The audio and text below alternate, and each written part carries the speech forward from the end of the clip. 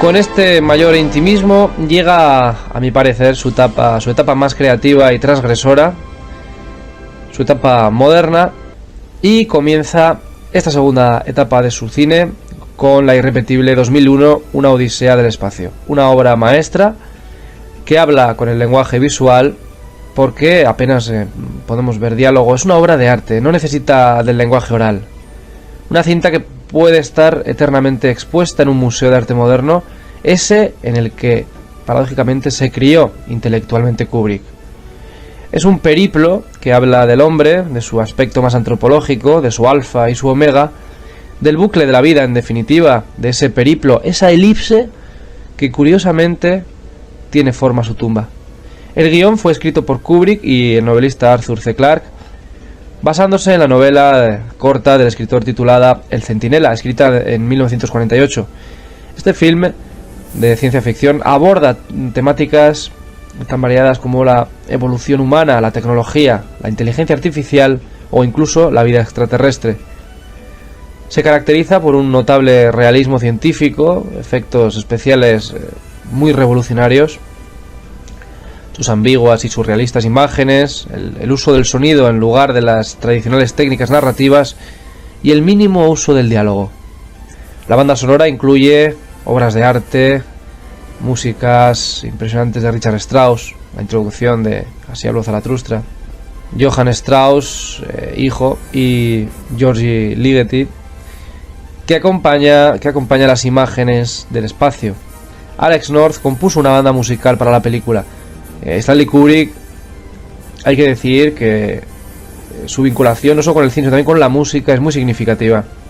Esta banda sonora, además, salió a la luz de la mano de Jerry Goldsmith 25 años después, una banda recuperada, perfeccionada, en la que se incluyeron diversas obras.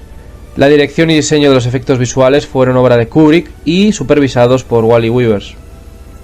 En 1991 fue anexada en el Registro Nacional de Grabaciones de la Biblioteca del Congreso de Estados Unidos debido a su significancia cultural o histórica en la vida norteamericana. Para la eternidad, ese amanecer de la humanidad, con el primate rompiendo el hueso y tomando conciencia de su inteligencia, pero curiosamente con un apoyo de algo que parece externo y ajeno a lo terrestre. Hay una elipsis temporal al lanzar el hueso que enlaza con un satélite. Sencillamente maravilloso. Fue además ganador en 1968 del Oscar a los mejores efectos visuales. En 1971, La Naranja Mecánica, una película adorada por unos y odiada por otros, pero sin duda una de las más recordadas de la historia. Un icono transgresor que fue censurada debido a sus duras escenas, su violencia explícita y su falta de aparente humanidad. Como digo, odiada por unos y amada por otros. Una clara crítica social y humana acerca del hombre y sus impulsos intrínsecos más primitivos y claramente contra el sistema. La película fue nominada a 4 premios de la Academia, perdiendo contra The French Connection, y revitalizó las ventas de la Novena Sinfonía de Beethoven. También causó controversia y no fue permitida su exposición en el Reino Unido.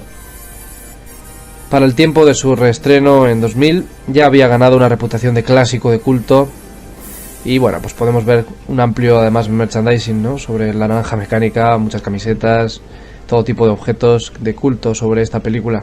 Muchos críticos y aficionados la consideran como una de las mejores películas jamás hechas. Grupos moralistas y sobre todo religiosos se oponen a ella. Kubrick tuvo la idea de filmar la historia como algo casi onírico, una especie de pesadilla futurista que como un profeta nos advierte que los peligros de la sociedad en la que estamos creando, ¿no?, esos peligros que estamos generando en una sociedad deshumanizada. Algo que nadie quiere ver, pero que Stanley Kubrick es el único que se lo plantea como posible. En esa especie de circo violento de payasos inmaduros que beben leche adulterada para drogarse y violan y pegan con aspectos grotescos y máscaras, casi como un cuadro de lo absurdo, se mueve en lo onírico. Hay mucho de arte en ello, de Dalí, de Luis Buñuel, de esas máscaras que veremos también en Eyes Wide Shut, su última película. También es una clara crítica, como decía, también al sistema y a sus métodos de rehabilitación, tan odiosos como los de los vándalos. Habla de sumisión, pero de la sumisión del miedo. Impactante, que no deja a nadie indiferente. Un trabajo impresionante. Para unos hace apología de la violencia, para otros precisamente todo lo contrario. En fin, como las grandes películas, como los grandes personajes, siempre hay gusto para todo y opiniones muy diversas. Es una crítica social hacia un problema del que nadie habla, hacia dónde camina. Unos puntos suspensivos, un interrogante de hacia dónde camina el ser humano. Tal vez hacia lo que siempre fue, un poco esperanzador. Kubrick lo deja para la posteridad como una señal de advertencia. Llega en 1975 Barry Lyndon con Ryan O'Neal y una espectacular Marisa Berenson, que hoy en día, además, a pesar de estar operada, tiene una presencia impresionante y sublime, Esta magnífica, una belleza impresionante la de Marisa Berenson, muy particular. Magnífica ambientación utilizando objetivos de cámara muy luminosos y rodada con luz natural. Fotografía magistral con un aura especial que hace que el espectador se meta de lleno en la intimidad de los personajes. Esta estética particular está magníficamente apoyada por la banda sonora con piezas clásicas como la zarabanda de Händel, el Barbero de Sevilla de Rossini o un trío de Schubert o de Bach. También el folclore irlandés está presente, interpretado por The Chieftains. 3 Oscar a mejor dirección artística, mejor fotografía, mejor banda sonora y mejor vestuario. Kubrick fue nominado a mejor director, pero lamentablemente no se lo llevó. Llegamos a 1980, 5 años después, con El Resplandor. Muy buena película, mejor vista en versión original, ya que, como sabemos, el doblaje no es muy bien recordado. Parece ser que no fue muy acertado. En su afán de perfeccionismo, Kubrick eligió él mismo a los actores de doblaje en España por medio de la colaboración de Carlos Saura. Para la protagonista se dio la voz Verónica Forqué, y para Nicholson el célebre Joaquín Hinojosa, y no precisamente célebre por su voz, puesto que, como sabemos, fue muy criticado este doblaje. El Resplandor fue una película que, a pesar del rodaje accidentado, puesto que se incendió un decorado, hubo mucha tensión en la que se sometió a los actores, está considerada ya como un clásico del cine de miedo, y eso que fue, hay que decirlo, un fiasco comercial en Estados Unidos. Pero con el paso del tiempo, casi ya 30 años después, una película de culto hoy en día. Y hay que destacar al cámara Garrett Brown. Garrett Brown, que además recomiendo desde aquí su página web. Garrett Brown utilizó con éxito su invento novedoso de la Steadicam. Por ejemplo, en el plano largo del triciclo, ¿no? En la retina queda el famoso Hotel Overlook y esta ambientación espaciosa, estos pasillos y esta Steadicam que Garrett Brown la mueve maravillosamente bien por todo el interior de la casa, así como por el laberinto. Todos recordamos el famoso laberinto también del jardín. El Resplandor, una película muy recomendable, pero, como digo, en versión original. Filmada en Londres, en unos polígonos acondicionados con palmeras que trajeron de España. Una de las 3 mejores películas de la historia sobre Vietnam, para mí, junto con Apocalypse Now y Platoon. La chaqueta metálica, claramente dividida en 2 partes, la instrucción y la acción. Es una estupenda película con ciertos elementos del cine bélico clásico, que en algunos aspectos pues nos puede dar la impresión de acercarnos a La Gran Evasión de Sturges. O con la instrucción, también me hace recordar a 12 del Patíbulo, haciendo carismáticos a ciertos reclutas, pero con menos intensidad, yo creo, en este caso. Matthew Modine nos lo presenta como un combatiente reportero, soldado fotógrafo de guerra, bromista y satírico, un personaje genial que parece identificarse con el propio Kubrick. Un Kubrick entusiasmado con su aventura bélica, como un niño aventurero.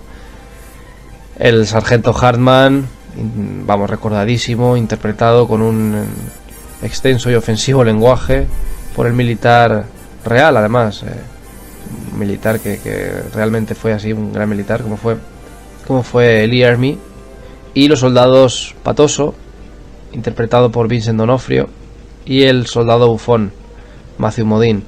Aquí hace de nuevo esa crítica social en defensa del débil, un débil que, aunque perjudique al grupo, es una víctima del sistema, de un sistema despiadado del ser humano más animal. Los débiles no sobreviven, nos viene a decir, solo sobreviven los fuertes, y el sistema es algo impuesto y cruel, pero que sin embargo nosotros elegimos. Desgarradora y bella, con una música maravillosa, y con el mensaje final de algo bello y mortal y delicado, que sin embargo es fiero como un animal asustado y vulnerable. Maravillosa la chaqueta metálica. Ice White Sat, personalmente me encanta, su película póstuma, su último trabajo. La considero muy fría, una película muy fría, aunque la considero así, contiene una cierta atmósfera muy interesante y nocturna, muy neoyorquina, urbana, de esos bajos fondos de la alta sociedad, vacía de ilusiones, en la que se mueven personajes como autómatas, sin aliciente alguno más que la propia satisfacción sexual. Nuevamente las máscaras y lo impersonal. Habla mucho de la hipocresía social que habita en los que todos creemos que poseen vidas modélicas. Nuevamente, sublime banda sonora de esa orgía de noche de invierno y corazones helados. Georgi Ligeti, Dmitri Shostakovich, entre otros intérpretes. Magnífica banda sonora. Y magnífica Ice White Sat, como pues todas las películas de este maestro del cine. Stanley Kubrick fallece un 7 de marzo de 1999 mientras dormía en su casa de campo de Inglaterra. Su obra póstuma, Ice White Sat, la concluyó Humphrey Pickwick. Y hoy es una película muy significativa, como ese último toque del maestro Kubrick. Así como todas sus películas, todas ellas magníficas, cada una en su estilo, en unos diversos estilos, muy variado y muy plural, a la vez de un personaje singular. Un gran Stanley Kubrick, que fue un director con una visión de cine única, dejando un legado lleno de reflexión y genialidad. Dio la sensación de ser el primer gran director de cine con aire independiente, sin estar sujeto a ningún canon impuesto. Un creador de estilo, un pensador original.